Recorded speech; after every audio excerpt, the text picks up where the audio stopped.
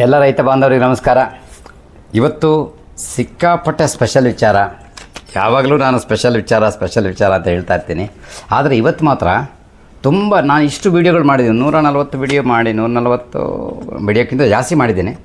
ಅದರಲ್ಲಿ ಸಿಕ್ಕಾಪಟ್ಟೆ ಟಾಪ್ ಅಗ್ರಗಣ್ಯ ವಿಷಯವನ್ನು ನಿಮಗೆ ಇವತ್ತು ಕೊಡ್ತಾಯಿದ್ದೀನಿ. ಏನಪ್ಪ ಅಗ್ರಗಣ್ಯ ವಿಚಾರ? ಒಂದು 9 ಪಾಯಿಂಟನ್ನು ನಾನು ಮಾಡ್ಕೊಂಬಂದಿದ್ದೀನಿ. ಅದರ ಒಂದೊಂದೇ ಹೇಳ್ತೀನಿ. ಒಂದನೇದು, ಎಲ್ಲ ಅಡಿಕೆ ಬೆಳೆಗಾರರು ಕೂಡ 9ರಿಂದ 10 ಗೊನೆ ತಗೊಳ್ಬಹುದು. ಆ ಸೀಕ್ರೆಟನ್ನು ನಿಮಗೆ ಇವತ್ತು ಓಪನ್ ಮಾಡ್ತಾಯಿದ್ದೀನಿ. ಒಂದು. ಎರಡನೇದು, 9 ಗೊನೆ 10 ಗೊನೆ ಹೆಂಗಪ್ಪ ತಗೊಳ್ಳೋದು? ನಾನೇನು ಹೇಳಿಬಿಟ್ಟೆ, ಹೆಂಗೆ ತಗೊಳ್ಳೋದು? ಇದು ತುಂಬ ಮುಖ್ಯ, ಹೆಂಗೆ ತಗೊಳ್ಳೋದು ಅಂಥೇಳಿ ಅದ್ರ ಬಗ್ಗೆನೂ ಮಾತಾಡೋಣ. ಈಗ 10 ಗೊನೆ 9 ಗೊನೆ ಪಡ್ಕೊಂಡವರು ಈ ವಿಷಯನ ಹೇಳ್ಕೊಟ್ರೆ ಪಕ್ಕ ಅಲ್ವಾ? ನನಗೆ 9 ಗೊನೆ 10 ಗೊನೆ 11 ಗೊನೆಯನ್ನು ತಗೊಂಡವರು ಹೇಳ್ಕೊಟ್ಟಿದ್ದಾರೆ. ಯಾರು ಅಂದರೆ ಆ ಮಹಾನ್ ವ್ಯಕ್ತಿ ಡಾಕ್ಟರ್ ಪ್ರಫುಲ್ಲಚಂದ್ರ ಸರ್ ಅವರ ಮಗ ಸವ್ಯಸಾಚಿ ಸರ್. ಪ್ರಫುಲ್ಲಚಂದ್ರ ಸರು 8 ಕೃಷಿಗೆ ರಾಷ್ಟ್ರ ಪ್ರಶಸ್ತಿ ತಗೊಂಡವರು, ಮತ್ತು 2 ಡಾಕ್ಟರೇಟ್ ತಗೊಂಡವರು, 1 ಲಿಮ್ಕಾ ಬುಕ್ ಆಫ್ ರೆಕಾರ್ಡ್ ದಾಖಲೆಯನ್ನು ಮಾಡಿದವರು. ಅಂದರೆ ಭಾರತದ ತುಂಬ ಅಗ್ರಗಣ್ಯ ಪ್ರಶಸ್ತಿ, ಗಿನ್ನಿಸ್ ರೆಕಾರ್ಡ್ ಥರ ಅದನ್ನು ಪಡ್ಕೊಂಡವರು. ಅವರ ಮಗ ನಮಗೆ ಹೇಳ್ಕೊಟ್ಟಿದ್ದು, ಸುಮ್ಮನೆ ಹೇಳ್ಕೊಡ್ಲಿಲ್ಲ, ಅವರು ಪ್ರಯೋಗ ಮಾಡಿ ಅದರಲ್ಲಿ ಯಶಸ್ಸಾಗಿ ಆ ಸೀಕ್ರೆಟನ್ನು ನನಗೆ ಕೊಟ್ಟಿದ್ದಾರೆ. ಅದನ್ನು ನಾನು ಅವರ ಮುಖಾಂತರವಾಗಿ ಇಡೀ ರೈತರುಗಳಿಗೆ, ನಮ್ಮ ಸಿಸ್ಟಮನ್ನು ಕೇಳುವಂಥ ರೈತರುಗಳಿಗೆ ನಾನು ಹೇಳಿಕೊಟ್ಟು 100% ನಾನು ಕೂಡ ಸಕ್ಸಸ್ ಆಗಿದ್ದೀನಿ. ಕೆಲವು ವಿಡಿಯೋಗಳು ಹಾಕಿದ್ದೀನಿ. ಸಕ್ಸಸ್ ಅಂದರೆ ಏನು? ಆ ಭೂಮಿಗೆ ತಕ್ಕಂಗೆ, ಆ ಗಿಡಗಳಿಗೆ ತಕ್ಕಂಗೆ ಒಂದು 100 ಗಿಡದಲ್ಲಿ 20 ಮರ, 15 ಮರ, 10 ಮರ, 8 ಗೊನೆ 9 ಗೊನೆ 10 ಗೊನೆ 11 ಗೊನೆ ಕೂಡ ಕೊಟ್ಟಿದ್ದೆ, ನಾನು ತೋರಿಸಿದ್ದೀನಿ. ಇದು ಹೇಗೆ ಸಾಧ್ಯ ಅಂದರೆ ಅದನ್ನು ಅಡಾಪ್ಟ್ ಮಾಡ್ಕೊಂಡಿದ್ದೀನಿ. ನಾನು ಅಡಾಪ್ಟ್ ಮಾಡ್ಕೊಂಡು ಹೇಳ್ಕೊಡೋವಂಥದ್ದು. ಈ ಸೀಕ್ರೆಟನ್ನು ನಿಮಗೆ ಹೇಳ್ಕೊಡ್ತೀನಿ. ಈ ಸೀಕ್ರೆಟ್ ಹೇಳ್ಕೊಡೋದಕ್ಕೆ ಮುಂಚೆ ನನ್ನ ಪರಿಚಯ ಆಗಬೇಕಲ್ಲ, ನನ್ನ ಪರಿಚಯ ಮಾಡ್ಕೊತೀನಿ. ಮೊದಲನೇದಾಗಿ, ನನ್ನ ಹೆಸರು ಬಾಲಸುಬ್ರಹ್ಮಣ್ಯ ಅಂತ ಹೇಳ್ಬಿಟ್ಟು ಶಿವಮೊಗ್ಗ ಭಾಗದವನು. MA ಮಾಡ್ಕೊಂಡಿದ್ದೀನಿ, MA ಇನ್ ಸೋಷಾಲಜಿ. ನನಗೆ ಸಾಕಷ್ಟು ಗುರುಗಳಿದ್ದಾರೆ. ಒಂದನೇದಾಗಿ ನಾನು ಹೇಳಿದೆ ಪ್ರಫುಲ್ಲಚಂದ್ರ ಸರ್, ಅವರು ನಮಗೆ ಸಾಕಷ್ಟು ಮಾಹಿತಿ, ಅವರು ಕೂಡ ಅವರಿಂದನೂ ಕೆಲವು ವಿಷಯ ತಿಳ್ಕೊಂಡಿದ್ದೀನಿ. ಹಾಗೆ ನಮ್ಮ ಕೊಂಚಿ ಶಿವರುದ್ರಪ್ಪ ಅವರು ರಾಷ್ಟ್ರೀಯ ಕಿಸಾನ್ ವಿಕಾಸ ಸಂಘ ಅದರ ಪ್ರಧಾನ ಕಾರ್ಯದರ್ಶಿಗಳು. ಅಲ್ಲಿ ನಾನು ಶಿವಮೊಗ್ಗ ಭಾಗದಲ್ಲಿ ಸಂಚಾಲಕನಾಗಿದ್ದೀನಿ. ಅವರು ಅದ್ಭುತವಾದ ಕೃಷಿಕರು ಮತ್ತು ಒಬ್ಬ ಲೀಡರ್, ಸಾವಯವ ಕೃಷಿಯನ್ನು ಮಾಡ್ತಾ ಇರುವಂಥವ್ರು. ಅವರಿಂದನೂ ಬೇಕಾದಷ್ಟು ವಿಷಯಗಳು ತಿಳ್ಕೊಂಡಿದ್ದೀವಿ. ಹಾಗೆ ನಮ್ಮ ಶ್ರೀಯುತ ಸುಭಾಷ್ ಪಾಳೇಕರ್ ಅವರು ಮತ್ತು ಎಲ್ ನಾರಾಯಣ ರೆಡ್ಡಿ, ಇವರೆಲ್ಲ ಏನು ಹೇಳ್ಕೊಟ್ಟಿದ್ದಾರೆ? ಸುಭಾಷ್ ಪಾಳೇಕರ್ ಅವರು ಏನು ಹೇಳ್ಕೊಟ್ಟಿದ್ದಾರೆ ಅಂದರೆ, ಶೂನ್ಯ ಬಂಡವಾಳ ನೈಸರ್ಗಿಕ ಕೃಷಿಯನ್ನು ಸಂಶೋಧನೆ ಮಾಡಿ ಕ್ರಾಂತಿ ಮಾಡಿದಂಥವ್ರು, ಸಂಶೋಧನೆ ಮಾಡಿ ಅದರ ಸಕ್ಸಸ್ ಆಗಿ ಕ್ರಾಂತಿಯನ್ನು ಮಾಡಿದಂಥವ್ರು. ಅವ್ರು ಏನು ಹೇಳ್ತಾರಂದರೆ, ರಾಸಾಯನಿಕ ನಮ್ಮ ಭೂಮಿಗೆ ಸಿಕ್ಕಾಪಟ್ಟೆ ಹಾನಿಕಾರಕ ಅಂಥೇಳಿ. ನಮ್ಮ ಎಲ್ ನಾರಾಯಣ ರೆಡ್ಡಿ ಸರ್ ಅವರು ಕೂಡ ಅದೇ ಹೇಳಿದ್ದಾರೆ.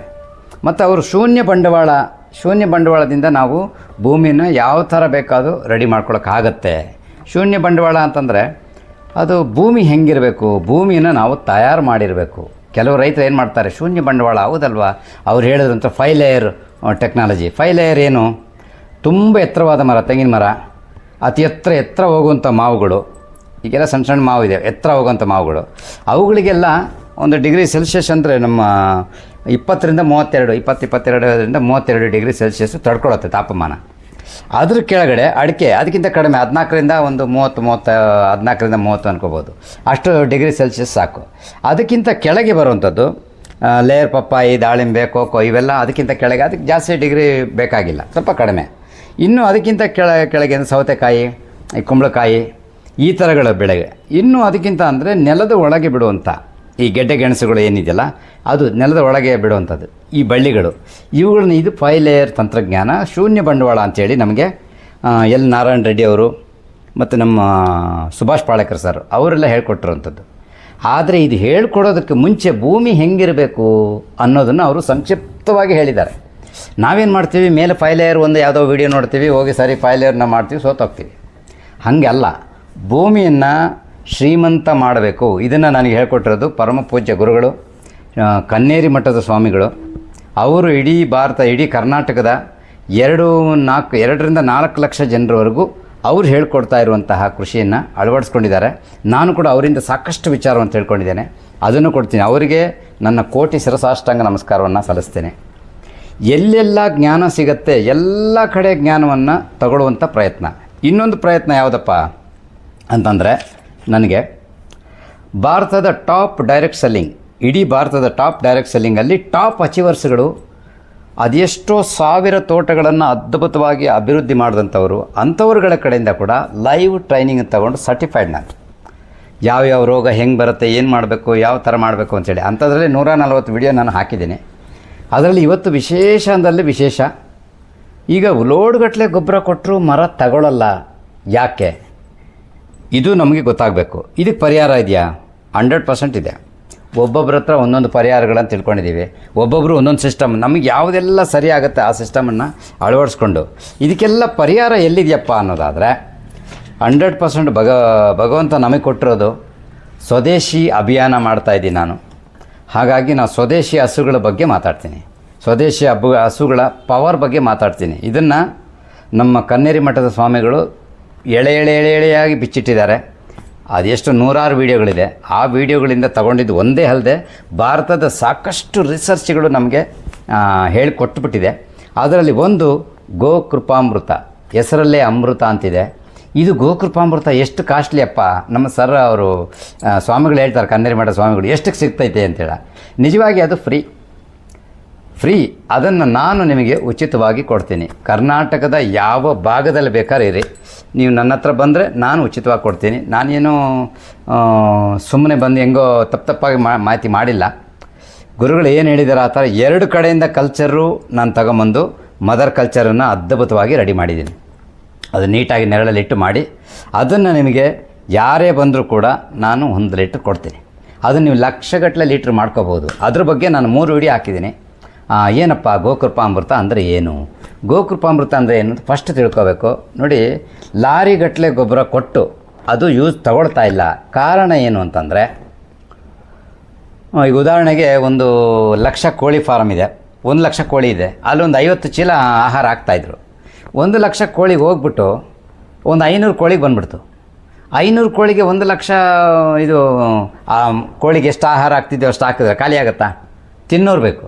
ಆಮೇಲೆ ಏನಾಯಿತು, ಕೋಳಿಗಳು ಸಂಪೂರ್ಣ ಖಾಲಿ ಆಗ್ಬಿಡ್ತು. ಖಾಲಿ ಆದರೂ ಕೂಡ ನಾವು ಅಷ್ಟು ಗೊಬ್ಬರ ಕೊಟ್ಟರೆ ತಿನ್ನೋರು ಯಾರು? ಊಟ ಕೊಟ್ಟರೆ. ಹಾಗೆ ನಮ್ಮ ಭೂಮಿಯಲ್ಲಿ ಜೀವಾಣುಗಳು ಬೇಕು ಆಹಾರವನ್ನು ತಗೊಳ್ಳೋಕ್ಕೆ. ನಾವು ಕೊಟ್ಟ ಆಹಾರವನ್ನು ಜೀರ್ಣ ಮಾಡಿ ಅದನ್ನು ತಗೊಳ್ಳೋಕ್ಕೆ ಜೀವಾಣುಗಳು ಬೇಕು. ಅದು ಸರ್ವಶ್ರೇಷ್ಠ ಮಟ್ಟದಲ್ಲಿ ಒಂದು ದಿನಕ್ಕೆ 10 ಲಕ್ಷ ಜೀವಾಣುಗಳು ಬರೀ ಒಂದು 200 ಲೀಟ್ರ್ ಡ್ರಮ್ಮಲ್ಲಿ ಕ್ರಿಯೇಟ್ ಅದು ಲಕ್ಷಕ್ಕಿಂತ ಜಾಸ್ತಿ ಜೀವಾಣುಗಳು ದಿನಕ್ಕೆ ಮಲ್ಟಿಫಿಕೇಷನ್ ಆಗುತ್ತೆ. ಅದು ಒಂದು 5 ದಿನ ರೆಡಿ ಮಾಡಿಕೊಂಡ್ರೆ ಕಲ್ಚರು, ಮದರ್ ಕಲ್ಚರ್ ಹಾಕಿ ಜಸ್ಟ್ 2 ಲೀಟ್ರು ದೇಶಿ ಹಸುವಿದೆ ಮಜ್ಜಿಗೆ, 2 kg ಪಕ್ಕ ಸಾವಯವ ಬೆಲ್ಲ, ಇದನ್ನು ಹಾಕಿ ನಾವು ತಯಾರು ಮಾಡಿಕೊಂಡ್ರೆ 200 ಲೀಟ್ರ್ ಆಗುತ್ತೆ. 1 ಎಕರೆಗೆ 1000 ಲೀಟ್ರ್ ಹಾಕಿ ಅಂತ ಹೇಳ್ತಾರೆ. ಯಾವಾಗ ಮಣ್ಣಲ್ಲಿ ಜೀವಾಣುಗಳು ಸಿಕ್ಕಾಪಟ್ಟೆ ವೃದ್ಧಿಯಾಗುತ್ತೋ ಆಗ ನಾವು ಕೊಟ್ಟಂತಹ ಯಾವುದೇ ಆಹಾರ ಸರಿಯಾಗಿ ಡೈಜೆಷನ್ ಆಗಿ ಗಿಡಗಳಿಗೆ ಸಿಗುತ್ತೆ. ಅದು ಅಷ್ಟೇ ಮಾಡುತ್ತಾ? ಪ್ರಕೃತಿಯಲ್ಲಿ ಎಲೆಗಳು, ನಮ್ಮ ಗುರುಗಳು ಹೇಳ್ತಾರೆ, ಬೇಕಷ್ಟು ರಿಸರ್ಚ್ಗಳು ಪ್ರೂವ್ ಮಾಡಿದೆ, 70ರಿಂದ 70% ತನಕ ಎಲೆಗಳಲ್ಲಿ ಆಹಾರ ತಯಾರು ಮಾಡಿಕೊಡುತ್ತೆ ಗಿಡಗಳು. ಭೂಮಿಯಲ್ಲಿ ತಯಾರಾಗೋದು ಜಸ್ಟ್ ಒಂದು 30% ಮಾತ್ರ. ನಾವು ಸ್ಪ್ರೇ ಕೂಡ ಕರೆಕ್ಟಾಗಿ ಮಾಡಬೇಕು. ಪೋಷಕಾಂಶ ಸ್ಪ್ರೇ ಮಾಡ್ತೀವಿ. ಸ್ಪ್ರೇ ಮಾಡಿ ಅಂತ ಏನು ಸ್ಪ್ರೇ ಮಾಡಿದ್ದಾರೆ ಅಂತ ಕೆಲವರು ಗೊತ್ತಿರಲ್ಲ ಪಾಪ. ಸ್ಪ್ರೇ ಅಂದರೆ ಔಷಧಿ ಸ್ಪ್ರೇ ಮಾಡ್ತಾರೆ. ಅದು ಎಷ್ಟು ಬೇಕೋ ಯಾವಾಗ ಬೇಕೋ ಅಷ್ಟೇ ಮಾಡಬೇಕು. ನೀವು ಆಹಾರ ಪೋಷಕಾಂಶ ನೀವು ಆರಾಮಾಗಿ ಕೊಡ್ಬೋದು. ಆಹಾರ ಪೋಷಕಾಂಶ ಲೈಟಾಗಿ ಸ್ಪ್ರೇ ಮಾಡಿದ್ರೆ ಎಲೆಗಳ ಮೂಲಕ ತಯಾರಾಗುತ್ತೆ. ಈ ಥರ ಮಾಡ್ಕೊಡಂದ್ರೆ ತುಂಬ ಸಪೋರ್ಟ್ ಆಗುತ್ತೆ. ಮತ್ತು ಈ ಗೋಕೃಪಾಮೃತ ಎಷ್ಟು ಪವರ್ಫುಲ್ ಇದೆ ಅಂದರೆ, ನಮ್ಮ ಗುರುಗಳು ಹೇಳೋಂಗೆ ಒಂದೇ ಕಡೆ ಒಂದು 2 ಲೀಟ್ರ್ ಹಾಕಿ ಬಿಟ್ಬಿಟ್ಟು 1 ತಿಂಗಳು ಬಿಟ್ಟು ನೋಡಿ, ಎಷ್ಟೋ ಸಾವಿರಾರು ಎರೆಹುಳುಗಳು ಅಲ್ಲಿ ಕ್ರಿಯೇಟ್ ಆಗ್ತಾ ಇರುತ್ತೆ. ಎರೆಹುಳುಗಳು ಯಾಕೆ ಕ್ರಿಯೇಟ್ ಆಗಬೇಕು? ಎರೆಹುಳುಗಳು ಹಾಕೋದ್ರಿಂದ ಭೂಮಿ ಸ್ಮೂತ್ ಆಗುತ್ತೆ. ಭೂಮಿ 3 ಥರ ಎರೆಹುಳುಗಳು ಒಂದು ವರದಿ ಪ್ರಕಾರ. ಒಂದು 8 ಇಂಚು 9 ಇಂಚು ಒಳಗೆ ಓಡಾಡುವಂಥ ಎರೆಹುಳುಗಳು, 3 ಇಂಚಿಂದ, ಮತ್ತು ಸ್ವಲ್ಪ ಒಂದು 2 ಅಡಿ ತನಕ ಓಡಾಡೋ ಎರೆಹುಳುಗಳು, 50 ಫೀಟ್ ಒಳಗೆ ಹೋಗಿ ಬರುವಂಥ ಎರೆಹುಳುಗಳು ಇರ್ತವೆ. ಆ ಎರೆಹುಳುಗಳು ಕೆಳಗೆ ಹೋಗಿ ಆಹಾರ ತಿಂದು ಮೇಲೆ ಬರುತ್ತೆ ನೋಡಿ, ಅಲ್ಲಿ ಇಕ್ಕಿ ಹಾಕುತ್ತೆ. ಅದು ಕೂಡ ಒಳ್ಳೆ ಅದ್ಭುತವಾದ ಗೊಬ್ಬರ ಆಗುತ್ತೆ. ಹೀಗೆ ನಾವು ಎರೆಹುಳುಗಳನ್ನು ತಯಾರು ಮಾಡಿಕೊಂಡು ಭೂಮಿಯನ್ನು ಶ್ರೀಮಂತ ಮಾಡುವಂಥದ್ದು. ಭೂಮಿನ ಶ್ರೀಮಂತನೇ ಮಾಡದೆ ನಾವು ಎಷ್ಟೇ ಆಹಾರ ಕೊಟ್ಟರು ಕೂಡ ಡೈಜೆಸ್ಟ್ ಆಗಲ್ಲ. ಮತ್ತು ಗೊಬ್ಬರ ಕೊಡುವಂಥ ಪದ್ಧತಿ ಅಂತಿದೆ. ಆ ಪದ್ಧತಿನ ಲಾಸ್ಟ್ ವೀಡಿಯೋಗಳಲ್ಲಿ ಹಾಕಿದ್ದೀನಿ, ನಾನು ಹೇಳ್ತೀನಿ. ಈ ಪದ್ಧತಿನ ಕರೆಕ್ಟ್ ಮಾಡಿಕೊಂಡ್ರೆ ಮತ್ತು 10 ಗೊನೆ ಹೆಂಗೆ ಬರುತ್ತಂದರೆ 100ಕ್ಕೆ 100 ಬರಲೇಬೇಕು. ಯಾವಾಗ ಯಾವ ಅಡಿಕೆ ಬೆಳೆ ನೀವು ಬೆಳೆ ಬೆಳೀತಾ ಇದ್ದೀರಿ ಆ ವಾತಾವರಣ ಅಡಿಕೆ ಮರಕ್ಕೆ ಸರಿಯಾಗಿದೆಯಾ, ಒಂದು. ಎರಡನೇದು ನೀವು ಆಯ್ಕೆ ಮಾಡಿರುವಂತಹ ಬೀಜ ಉತ್ಕೃಷ್ಟ ಗುಣಮಟ್ಟದ್ದಾಗಿದೆಯಾ, 2. ಮೂರನೇದು ನೀರು ಕರೆಕ್ಟಾಗಿ ಕೊಡ್ತಾ ಇದ್ದೀವ, ಗೊಬ್ಬರವನ್ನು ಕರೆಕ್ಟಾಗಿ ಕೊಡ್ತಾ ಇದ್ದೀವ, ಪದ್ಧತಿ ಸರಿ ಇದೆಯಾ. ಗೊಬ್ಬರ ಕೊಡೋದಕ್ಕೆ ಪದ್ಧತಿ ನೋಡಿ, ಉದಾಹರಣೆಗೆ ಹೇಳ್ತೀನಿ. ಮರಕ್ಕೆ ಸುತ್ತು ಮಾಡಿ 1-2 ಅಡಿ ಒಳಗೆ ಹಿಂಗೆ ಹಾಕ್ಬಿಡ್ತಾರೆ. ಕೆಲವರು ನಾನು ತುಂಬ ತೋಟ ನೋಡಿದ್ದೀನಿ, 1 ಅಡಿ ಒಳಗೆ ಸುತ್ತು ಹಾಕಿರ್ತಾರೆ. ಸೈನ್ಸ್ ವಿಜ್ಞಾನ ಏನು ಹೇಳುತ್ತೆ, ಮರದ ಬುಡದಿಂದ ಸಾಧಾರಣವಾಗಿ 1 ಫೀಟ್ರಿಂದ 1.5 ಫೀಟು ಸೈಜ್ ದೊಡ್ಡದಾಗೋವರೆಗೆ 2 ಫೀಟ್ ತನಕ 1.5 ಫೀಟ್ ತನಕ ಗಿಡ ದೊಡ್ಡದಾದರೆ ಆಹಾರ ತಗೊಳ್ಳೋದಿಲ್ಲ.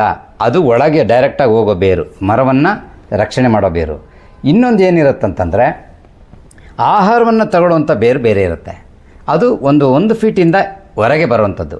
ನಾವು ಇಲ್ಲಿ ಗೊಬ್ಬರ ಕೊಟ್ಬಿಟ್ರೆ ಗೊಬ್ಬರ ವೇಸ್ಟ್ ಆಗುತ್ತೆ. ಆ ಥರ ಸಿಸ್ಟಮ್ಯಾಟಿಕ್ಕಾಗಿ ಗೊಬ್ಬರ ನಾವು ಕೊಟ್ಟಿದ್ದು ನಿಜ. ಆದರೆ ಮತ್ತು ತಿಂಗಳ ಗೊಬ್ಬರ ನಮ್ಮ ಸವ್ಯಸಾಚಿ ಸರ್ ಅವರು ಹೇಳ್ಕೊಟ್ಟಿರೋ ಪ್ರಕಾರ, ಅವರು ಮಾಡಿದಂಥ ಪ್ರಯೋಗದ ಪ್ರಕಾರ 1 ವರ್ಷಕ್ಕೆ ಕೊಡುವ ಗೊಬ್ಬರವನ್ನು 12 ಭಾಗವನ್ನಾಗಿ ವಿಂಗಡಿಸಿ ಸ್ವಲ್ಪನೇ ಕೊಡ್ತಾ ಬಂದರೆ, ನಮ್ಮ ಪ್ರಕಾರ ಒಂದು ವರದಿಯ ಪ್ರಕಾರ ಲಿಕ್ವಿಡಲ್ಲಿ ಗೊಬ್ಬರ ಕೊಡ್ತಾ ಬಂದರೆ, ಲಿಕ್ವಿಡ್ ಇಮಿಡಿಯೇಟಾಗಿ ಒಳಗೋಗುತ್ತೆ.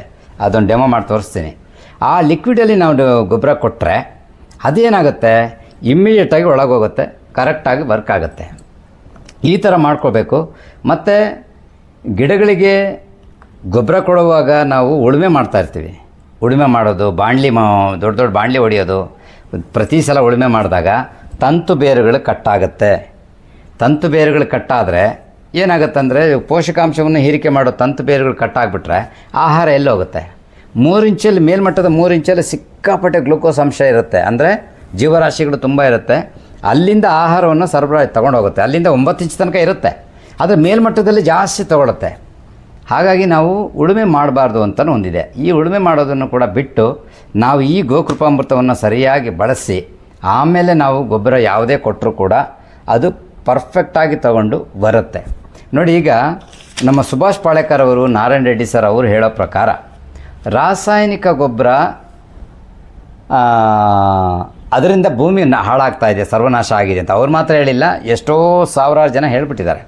ಆದರೆ ಒಂದು ವಿಷಯ, ರಾಸಾಯನಿಕವನ್ನು ವೈಜ್ಞಾನಿಕ ಪದ್ಧತಿ ಅಲ್ಲದೆ ಅವೈಜ್ಞಾನಿಕ ಪದ್ಧತಿಯಲ್ಲಿ ಯಾವಾಗ ಬಳಸ್ತಾರೆ ರೈತರು, ಆವಾಗ ತುಂಬ ಸಮಸ್ಯೆಗಳನ್ನು ಎದುರಿಸ್ತಾರೆ, ಪ್ರಾಬ್ಲಮ್ ಆಗುತ್ತೆ.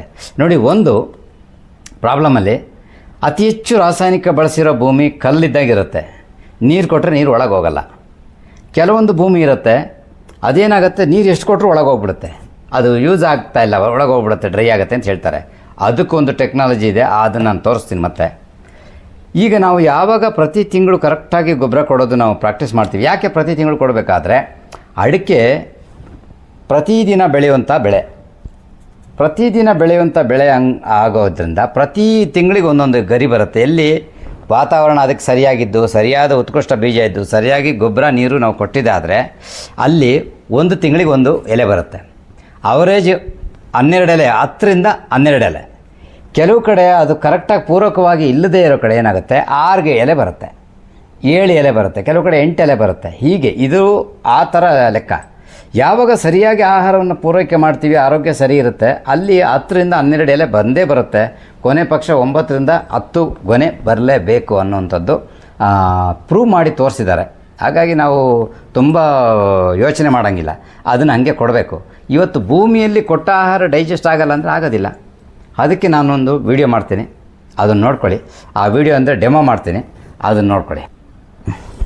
ಈಗ ನಾನು ನಿಮಗೆ ಸಿಕ್ಕಾಪಟ್ಟೆ ಇಂಪಾರ್ಟೆಂಟ್ ಆಗಿರೋಂಥ ಒಂದು ವಿಡಿಯೋನ ಒಂದು ಡೆಮೋ ಮಾಡ್ತಾಯಿದ್ದೀನಿ. ನಮ್ಮ ಭೂಮಿ ಅತಿ ಹೆಚ್ಚು ರಾಸಾಯನಿಕ ಹಾಕಿ ಅದೇನಾಗುತ್ತೆ, ಭೂಮಿ ಒಳಗೆ ಹಿಂಗೋದಿಲ್ಲ, ತಗೊಳ್ಳೋದಿಲ್ಲ. ಈಗ ಆ ಭೂಮಿಯಲ್ಲಿ ತಗೊಳ್ಳಲ್ಲ ಅನ್ನೋದು ಕೂಡ ಯಾವ ಥರ ವರ್ಕ್ ಆಗುತ್ತೆ, ನಮ್ಮ ಭೂಮಿ ಹೇಗಿತ್ತು ಹಳೇದು, ಏನಾಗಿದೆ, ಈಗೇನು ಮಾಡಬೇಕು. ಈಗ ನಾನು ಅರಿಶಿನ ಪುಡಿ ತೊಗೊಂಡಿದ್ದೀನಿ,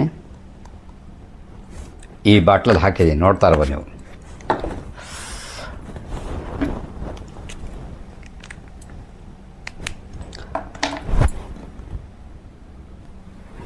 ನೋಡಿ, ಈಗ ನಾನು ಈ ಅರಿಶಿನವನ್ನು ಹಾಕಿದ್ದೀನಿ. ಈ ಅರಿಶಿನ ಏನಾಗಿದೆ, ಪಕ್ಕ ಇದು ನ್ಯಾಚುರಲ್ ಅರಿಶಿನ. ಇದಕ್ಕೆ ನಾವೇನು ಮಾಡಿದ್ದೀವಿ, ಭೂಮಿಗೆ ರಾಸಾಯನಿಕ ಗೊಬ್ಬರವನ್ನು ಕೊಡ್ತಾಯಿದ್ದೀವಿ. ನೋಡಿ, ಸ್ವಲ್ಪ ರಾಸಾಯನಿಕವನ್ನು ಹಾಕ್ತೀನಿ, ಏನಾಗುತ್ತೆ ಅಂತ ನೋಡಿ. ಸ್ವಲ್ಪ ರಾಸಾಯನಿಕ ಅಂದರೆ ಒಂದು ಸರ್ಫ್ ಎಕ್ಸೆಲ್ ಪೌಡ್ರ್, ಇದು ರಾಸಾಯನಿಕ. ಇದನ್ನು ಹಾಕ್ತೀನಿ. ರಾಸಾಯನಿಕ ಬೇಗ ಕರಗಲ್ಲ ಅಂತ ಇದು ಹಾಕ್ತೀನಿ. ನೋಡಿ, ಈಗ ನ್ಯಾಚುರಲ್ ಹೋಗಿ ಏನಾಯಿತು,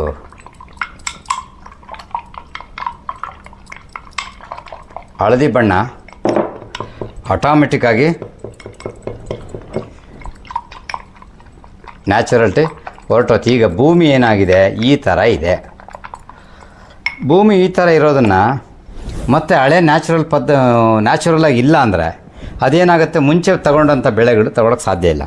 ನೋಡಿ, ಈಗ ನಾನು ಇದಕ್ಕೆ ಹಾಕ್ತೀನಿ. ಇದನ್ನು ಎರಡರಲ್ಲೂ ಇದೆ. ಈಗ ನಾವೇನು ಮಾಡ್ತಾಯಿದ್ದೀವಿ,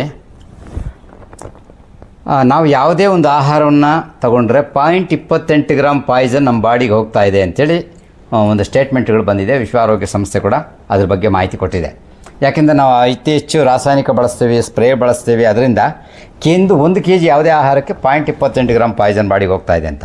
ನಾವು ನೀರು ಕುಡಿತೀವಿ, ಪುದೀನ ತಿಂತೀವಿ, ಯಾವುದಾದ್ರು ಒಳ್ಳೊಳ್ಳೆ ರೋಗ ನಿರೋಧಕ ಶಕ್ತಿ ಇರುವಂಥ ಐಟಮ್ ತಿಂದಾಗ ಅದೆಲ್ಲ ಹೊರಗೆ ಹೋಗುತ್ತೆ. ಆದರೆ ಭೂಮಿಗೆ ಕೊಟ್ಟಿದ್ದು ಭೂಮಿಯಲ್ಲೇ ಸಿಕ್ಕಾಕೊಳ್ಳುತ್ತೆ. ಈಗ ನೋಡಿ, ಈಗ ನಾವು ನೀರು ಕೊಟ್ವಿ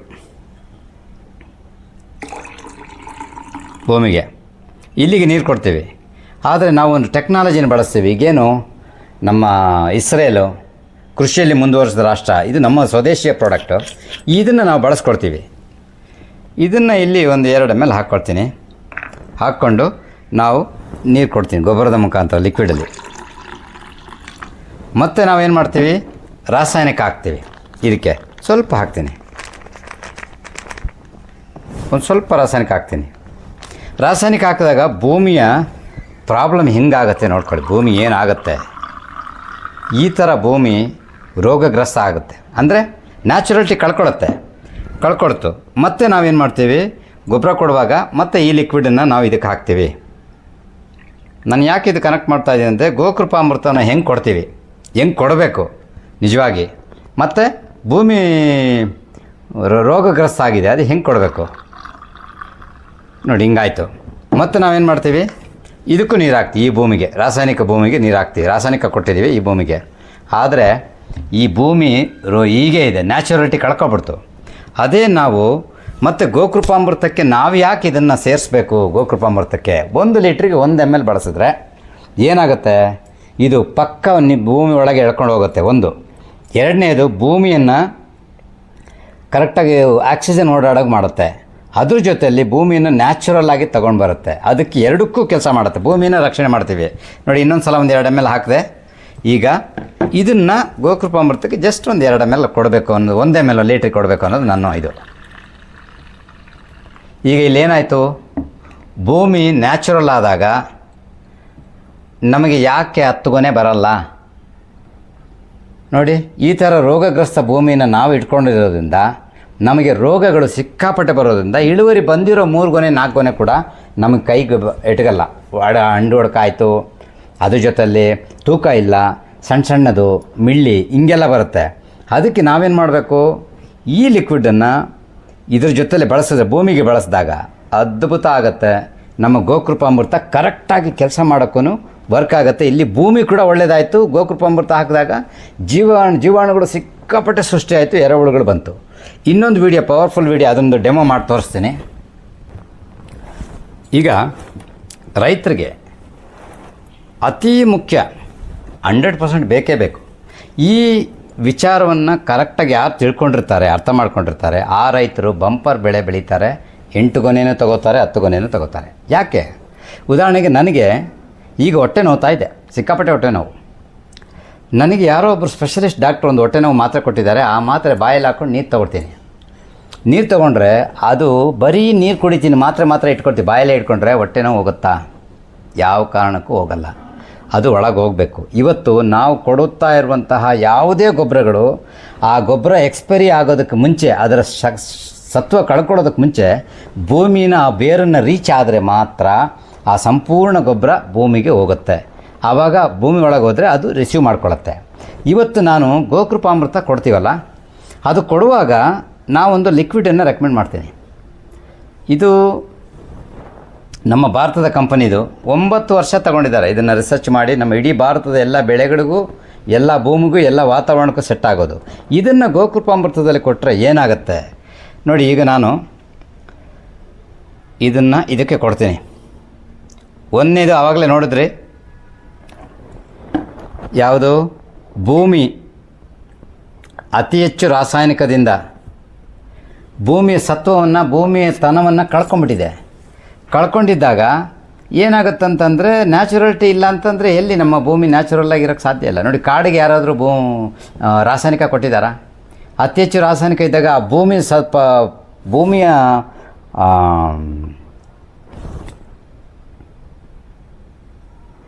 ಭೂಮಿಯಲ್ಲಿರುವಂತಹ ನ್ಯಾಚುರಲಿಟಿ ಕಳೆದೋದ್ರೆ 100% ಅದು ನ್ಯಾಚುರಲ್ ಭೂಮಿ ಆಗಿರಲ್ಲ. ಅದಕ್ಕೆ ನಮಗೆ ಅದು ಕರೆಕ್ಟಾಗಿ ಬೆಳೆ ತಗೊಳ್ಳೋದು ಕೂಡ ಕಷ್ಟ, ರೋಗ ಬಂದೇ ಬರುತ್ತೆ. ಈಗ ಈ ನ್ಯಾಚುರಲಿಟಿ ಇದನ್ನು ನಾವು ಗೋಕೃಪಾಮೃತಕ್ಕೆ ಕೊಡೋದ್ರಿಂದ ಭೂಮಿ, ರಾಸಾಯನಿಕ ಭೂಮಿ ಕೂಡ ಒಳ್ಳೆ ಲೆವೆಲಿಗೆ ಬರೋದ್ರ ಜೊತೆಯಲ್ಲಿ ನಾವು ಗೋಕೃಪಾಮೃತ ಕೊಡಿ, ಯಾವುದೇ ಒಂದು ಲಿಕ್ವಿಡ್ ಕೊಡಿ, ಯಾವುದೇ ಒಂದು ಆಹಾರವನ್ನು ಲಿಕ್ವಿಡ್ ರೂಪದಲ್ಲಿ ಕೊಡಿ ಗಿಡಗಳಿಗೆ, ಇಮ್ಮಿಡಿಯೇಟಾಗಿ ಒಳಗೋಗುವಂಥ ಒಂದು ಡೆಮೋ ನಿಮಗೆ ತೋರಿಸ್ತಾ ಇದ್ದೀನಿ ನೋಡಿ. ಇವತ್ತು ನ್ಯಾಚುರಲ್ ಆಗಿರುವಂಥದ್ದು ಇದು. ಒಂದು ಸೆಕೆಂಡ್. ಈಗ ಸಿಕ್ಕಾಪಟ್ಟೆ ಇಂಪಾರ್ಟೆಂಟ್ ಆದ ವಿಷಯ ನಿಮ್ಗೆ ತೋರಿಸ್ತಾ ಇದ್ದೀನಿ. ನಾವು ಕೊಡೋ ಗೊಬ್ಬರ ಒಳಗೆ ಹೋಗಲಿಲ್ಲ ಅಂದರೆ ಏನಾಗುತ್ತೆ, ಇಮ್ಮಿಡಿಯೇಟಾಗಿ ಒಳಗೆ ಹೋಯ್ತಂದರೆ ಅದರ ಸಂಪೂರ್ಣ 100% ಸತ್ವ ಒಳಗೆ ಹೋಗುತ್ತೆ. ಹೋಗಲಿಲ್ಲ ಆದರೆ ಏನಾಗುತ್ತೆ, ಅದು ಡೇಟ್ ಆಫ್ ಎಕ್ಸ್ಪೈರಿ ಆಗುತ್ತೆ. ಎರಡನೇದು ಸತ್ವ ತುಂಬ ಕಡಿಮೆ ರೀಚ್ ಆಗುತ್ತೆ. ಇದು ಗಿನ್ನಿಸ್ ರೆಕಾರ್ಡ್ ಮಾಡಿದ ಕುಟುಂಬದಿಂದ ನಾನು ಕಲ್ತ್ಕೊಂಡಿರೋದು, ಅವರು ಹೇಳ್ಕೊಟ್ಟಿದ್ದು. ನೋಡೋಣ. ಈಗ ನ್ಯಾಚುರಲ್ ಆಗಿ ಈಗ ನಾನು ಗೊಬ್ಬರ ಹಾಕಿದ್ದೀನಿ. ಈಗ ನಾನು ಇಲ್ಲಿ ಒಂದು ನಮ್ಮ ಸ್ವದೇಶಿ ಗೊಬ್ಬರ, ಸ್ವದೇಶಿ ಪ್ರಾಡಕ್ಟಲ್ಲಿ ಆ್ಯಕ್ಟಿವಿಟಿ ಗೋಲ್ಡ್ ಅಂತ ಇದನ್ನು ಕೊಡ್ತಾಯಿದ್ದೀನಿ. ಇದನ್ನು ಹಾಕ್ತೀನಿ. ಇದು ಯಾವ ಥರ ಗೋಕೃಪಾಮೃತ ಕೊಟ್ಟಿದ್ದಕ್ಕೆ ಒಳಗೋಗೋದು ಒಂದು, ಯಾವುದೇ ಗೊಬ್ಬರಗಳನ್ನ ಲಿಕ್ವಿಡ್ ರೂಪದಲ್ಲಿ ಕೊಟ್ಟರೆ ಒಳಗೋಗೋದು ಒಂದು. ಎರಡನೇದು, ನಿಮ್ಮ ಸ್ಪ್ರೇಗಳಿಗೂ ಕೂಡ ಇದನ್ನು ಒಂದು ಅರ್ಧದಿಂದ 1 ಲೀಟ್ರ್, 1 ಲೀಟ್ರಿಗೆ ಅರ್ಧದಿಂದ 1 ml ಬಳಸ್ಬೇಕು. ಬಳಸಿದ್ರೆ ಅದ್ಭುತವಾಗಿ ರೆಡಿ ಆಗುತ್ತದು. ಈಗ ನಾನು ಕೊಡ್ತೀನಿ, ಹೆಂಗೆ ಒಳಗೆ ಹೋಗ್ತಾ ಇದೆ ನೋಡ್ಕೊಳ್ಳಿ. ಇದನ್ನು ಗೋಕೃಪಾಮೃತ ಕೊಡೋದ್ರಿಂದ ಕುಪ್ಪಕ್ಕೆ ಹಂಗೆ ನೋಡಿ, ನಾನು ಲೈಟ್ ಹಾಕಿದ್ರೆ ನೋಡಿ ಇದರಲ್ಲಿ ಏನು ಹೋಗ್ತಾ ಇಲ್ಲ. ನೋಡ್ಬೋದು ಹೆಂಗೆ ಹೋಗ್ತಾ ಇದೆ ಒಳಗೆ ಅಂಥೇಳಿ, ಹೆಂಗೆ ಆ್ಯಕ್ಷನ್ ಆಗ್ತಾಯಿದೆ.